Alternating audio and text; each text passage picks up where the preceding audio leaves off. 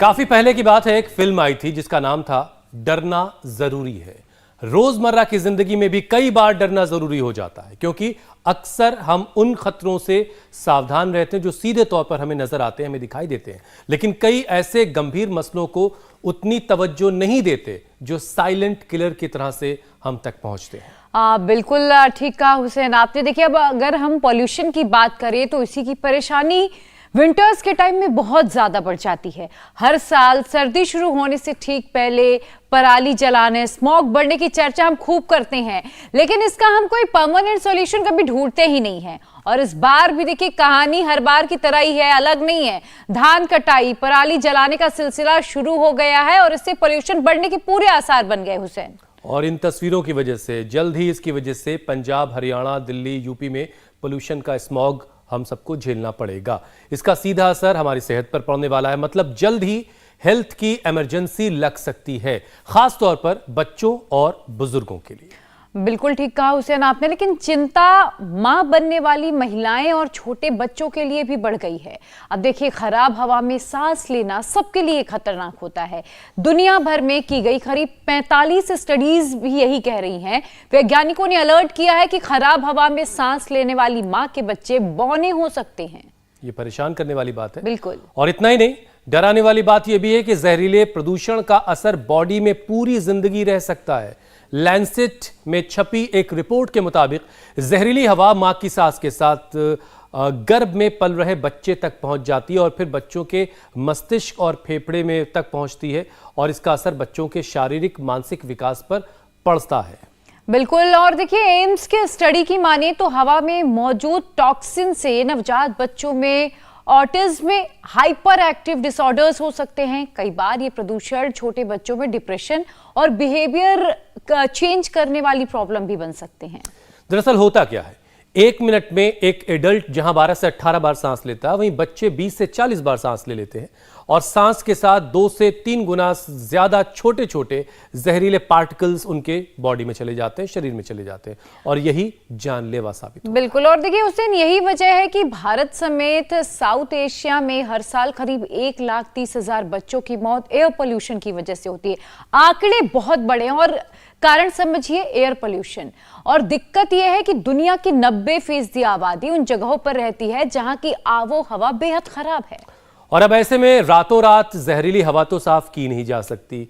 हाँ, बचने के उपाय जरूर निकाले जा सकते हैं, और वो मुमकिन है रोजाना प्राणायाम और योगाभ्यास के जरिए।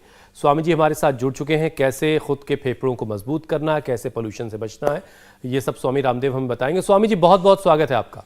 प्रणाम स्वामी जी।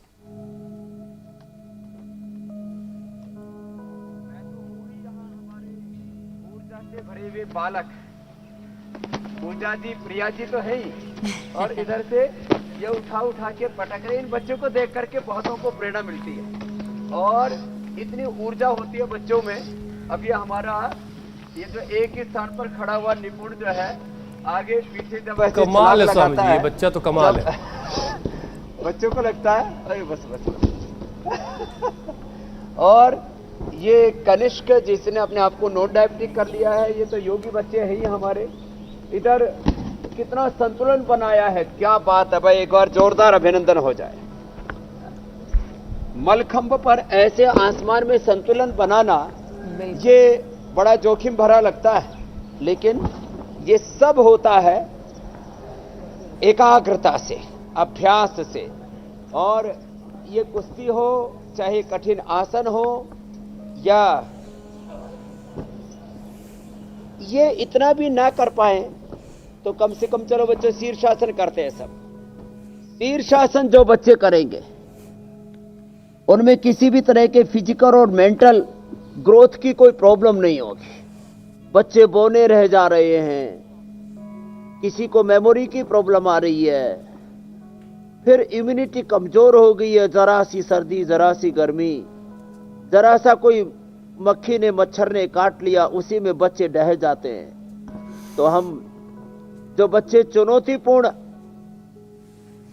कर सके योगाभ्यास, व्यायाम, वो तो चुनौतीपूर्ण योगाभ्यास करना, challenging yoga practice, challenging jobs, challenging games, लेकिन कम से कम शीर्षासन रोज करना।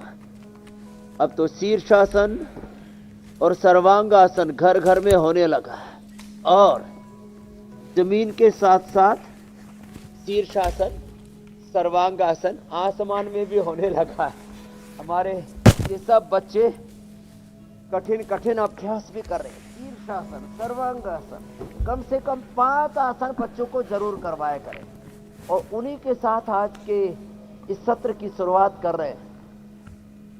हर रोज शीर्षासन करें, हर रोज सर्वांगासन करें। एक एक मिनट एक एक आसन किया तो 5 मिनट का सारा ये कार्यक्रम है। अच्छा स्वामी जी, 5 मिनट का योगाभ्यास। शुरुआत में आपने शीर्षासन की गारंटी मेरे भाई हुसैन जी, शुरुआत में आपने शीर्षासन और सर्वांगासन करके ये तो बता दिया कि बच्चों की जो ब्रेन की ग्रोथ है उस पर जो इफेक्ट पड़ रहा है, उस पर जो असर पड़ रहा है इस प्रदूषण का, उसको शीर्षासन के जरिए रोका जा सकता है। लेकिन स्वामी जी, डॉक्टर्स के मुताबिक हवा में मौजूद जो टॉक्सिन एलिमेंट हैं उनकी वजह से जन्म लेने वाले जो बच्चे हैं, जो अभी मां के गर्भ में हैं, वो ऑटिज्म, हाइपर एक्टिव डिसऑर्डर तक के शिकार हो सकते हैं। तो छोटे बच्चों में डिप्रेशन और ये बिहेवियरल इश्यूज जो हैं, ये जो हो रहे हैं, इनसे कैसे बच्चों को बचाना है, और उससे भी बड़ी बात तो ये है कि जो बच्चा अभी गर्भ में है उसको कैसे प्रदूषण से बचाया जाए।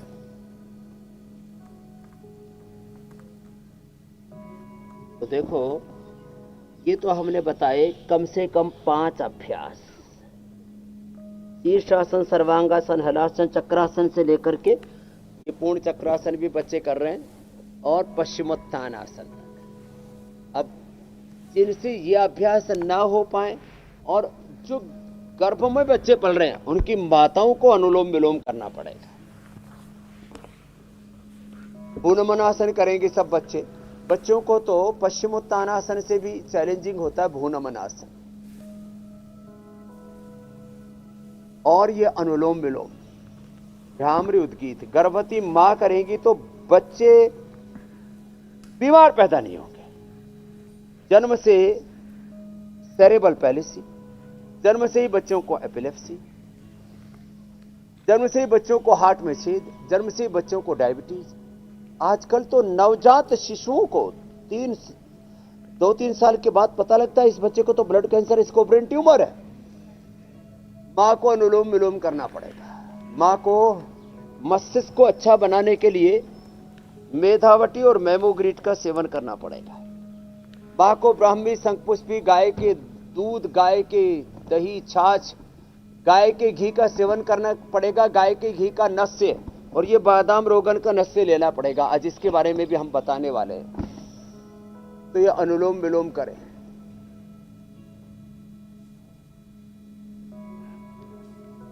ये बड़ा जबरदस्त है अनुलोम विलोम। लंबा गहरा श्वास भर के पहले उंगली माथे पर, शेष 3 उंगली ऐसे आंखों पर, कान अंगूठी से बंद करके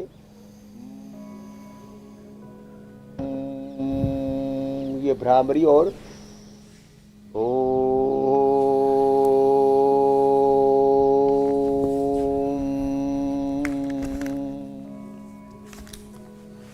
ये 3 प्राणायाम और श्वासों के साथ ओंकार गायत्री का ध्यान ही करेंगे।